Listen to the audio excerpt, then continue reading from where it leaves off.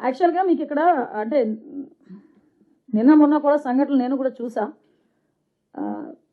విషయం ఎలా అవుతుందంటే ఆంధ్రప్రదేశ్కి ఒక బ్రాండ్ ఇమేజ్ని తీసుకురావడానికి మీరన్న ఆ పెద్ద ఆయనే 75-76 సంవత్సరాల వయసులో దగ్గర 18 గంటలు కష్టపడతా ఉంటే ఎట్టి పరిస్థితుల్లోనే ఆ ఇమేజ్ రాకూడదు, శాంతి భద్రత విఘాతం కలిగించేలాగా నోటికొచ్చినట్టు మాట్లాడతామని చెప్పి చీకట్లో కన్ను కొడతారు, మళ్ళీ పైగా చీకట్లో ఎందుకు చంపుతాం, బయట చంపమని చెప్తాం అంటే ఈ టైప్ ఆఫ్ వర్డ్స్ ఉపయోగిస్తున్నారంటే నేను చాలా సందర్భాల్లో చెప్తానండి. మనం పొలిటికల్ లీడర్స్, మాజీ మంత్రి ఆ వ్యక్తి, ఒకనొక సందర్భంలో మీరు అడ్మినిస్ట్రేషన్లో అసెంబ్లీలో కూర్చొని అధ్యక్ష అన్నవాళ్ళు. అటువంటి వ్యక్తి మీకు మీరు ఎంత ఇదైనా మీకంటూ ఒక అభిమానించే వాళ్ళు కొంతమంది ఉంటారు, మిమ్మల్ని రోల్ మోడల్గా తీసుకునే వాళ్ళు కొంతమంది ఉంటారు.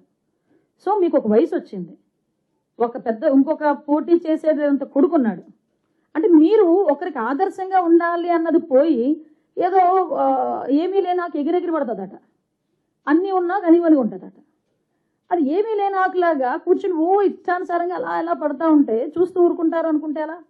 అలాగే మేము కేసులు పెట్టి మా పని మేము చేసుకుంటున్నాం అనుకోండి, గొగ్గోలు పెడతారు, అక్రమ కేసులు అంటారు. నువ్వు మాట్లాడవచ్చు, మేము కేసు పెడతాం, అక్రమ కేసు అవుతుంది. ఎవరైనా దాన్ని యాక్సెప్ట్ చేస్తారా? ఆ వర్డ్ని యాక్సెప్ట్ చేస్తారా? చెప్పండి. నిన్న కూర్చొని మాట్లాడి చంద్రబాబు నాయుడు గారి గురించి ఎన్ని రోజులు బతుకుతారు?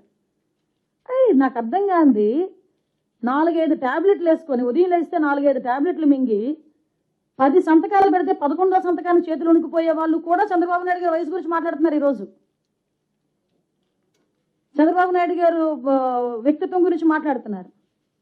చంద్రబాబు నాయుడు గారి లాగా నుంచొని ఒకే సబ్జెక్టు గురించి సబ్జెక్టుతో పాటు అవతల వాళ్ళకి మోటివేట్ చేసే విధంగా 2 hours నుంచి మాట్లాడమనండి ఎవరినైనా. నువ్వు మాట్లాడాలనుకుంటే బాబు మాట్లాడొచ్చండి, కానీ నేను ఇప్పుడు ఎందుకు కొంచెం నేను ఆగుతున్నానంటే మేము అనుకున్న థీమ్ ఒకటి ఈరోజు గాంజా విషయంలో, అది ప్రజల్లోకి వెళ్ళాలి. కాబట్టి ఇలాంటి విషయాలు ఏదైనా ఉంటే మాట్లాడడానికి నేను సిద్ధంగా ఉన్నా.